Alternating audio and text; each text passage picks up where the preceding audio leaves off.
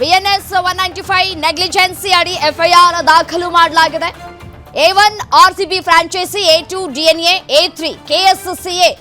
ಬೆಂಗಳೂರಿನ ಚಿನ್ನಸ್ವಾಮಿ ಸ್ಟೇಡಿಯಂ ಬಳಿ ಕಾಲ್ ತುಳಿತ ಪ್ರಕರಣಕ್ಕೆ ಸಂಬಂಧಪಟ್ಟಂತೆ ಎಫ್ಐಆರ್ ದಾಖಲಾಗಿದೆ. RCB ಫ್ರಾಂಚೈಸಿ ಮತ್ತು KSCA DNA ಸಂಸ್ಥೆ ವಿರುದ್ಧ ಎಫ್ಐಆರ್ ದಾಖಲಾಗಿದೆ. ಕಬ್ಬನ್ ಪಾರ್ಕ್ ಠಾಣೆಯಲ್ಲಿ ಎಫ್ಐಆರ್ ದಾಖಲಾಗಿದೆ. BNS 195 ನೆಗ್ಲಿಜೆನ್ಸಿ ಅಡಿ ಎಫ್ಐಆರ್ ದಾಖಲಾಗಿರುವಂಥದ್ದು. ನಿನ್ನೆ ನಡೆದಂತಹ ಘಟನೆ ಇಡೀ ರಾಜ್ಯವನ್ನೇ ಬೆಚ್ಚಿ ಬೀಳಿಸಿದೆ. ಮತ್ತೊಂದು ಕಡೆ ಆಟಗಾರರು ಕೂಡ ರೋಸ್ ಹೋಗಿದ್ದಾರೆ.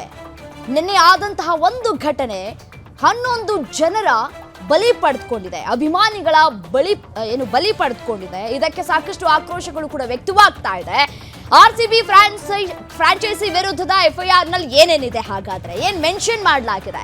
ಫೈನಲ್ ಗೆಲ್ಲುವ ಮುನ್ನವೇ ಸೆಲೆಬ್ರೇಷನ್ಗೆ ಅನುಮತಿ ಕೇಳಿತ್ತು KSCA ಸಿಇಒ ಶುಭೇಂದು ಘೋಷ್ರಿಂದ ಅನುಮತಿಗೆ ಕೋರಿಕೆ ಮಾಡಲಾಗಿತ್ತು. KSCA ಕೋರಿಕೆಗೆ ಅನುಮತಿಯನ್ನ ಪೊಲೀಸರು ನಿರಾಕರಿಸಿದ್ರು.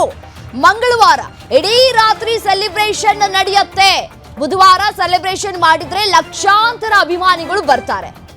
ಸೂಕ್ತ ಬಂದೋಬಸ್ತ್ಗೆ ಸಮಯ ಸಾಕಾಗೋದಿಲ್ಲ ಅಂತ ಹೇಳಿ ಪೊಲೀಸರು ಹೇಳಿದ್ರು.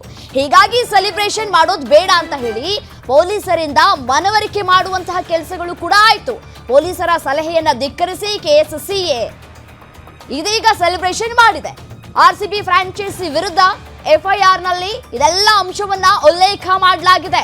ಫೈನಲ್ ಗೆಲ್ಲುವ ಮುನ್ನವೇ ಸೆಲೆಬ್ರೇಷನ್ಗೆ ಯಾವ ರೀತಿಯಾಗಿ ತಯಾರಿಯನ್ನ ಮಾಡ್ಕೊಂಡ್ರಿ ಅನ್ನುವಂತಹ ಪ್ರಶ್ನೆಗಳನ್ನ ಕೂಡ ಮಾಡಲಾಗ್ತಾ ಇದೆ. KSCA ಕೋರಿಕೆಗೆ ಅನುಮತಿಯನ್ನ ಪೊಲೀಸರು ನಿರಾಕರಿಸಿದ್ರು. ಯಾಕೆಂದ್ರೆ ಮಂಗಳವಾರ ರಾತ್ರಿ ಇಡೀ ರಾತ್ರಿ ಸೆಲೆಬ್ರೇಷನ್ ಅನ್ನ ಮಾಡಲಾಗಿತ್ತು.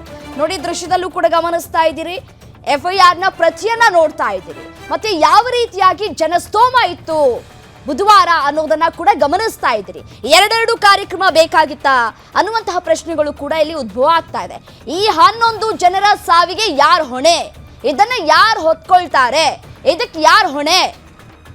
11 ಜನರ ಸಾವಾಗಿದೆ, ನಿರೀಕ್ಷೆ ಮಾಡಿರ್ಲಿಲ್ಲ ಅಂತ ಹೇಳಿ ಸರ್ಕಾರ ಹೇಳ್ತಾ ಇದೆ.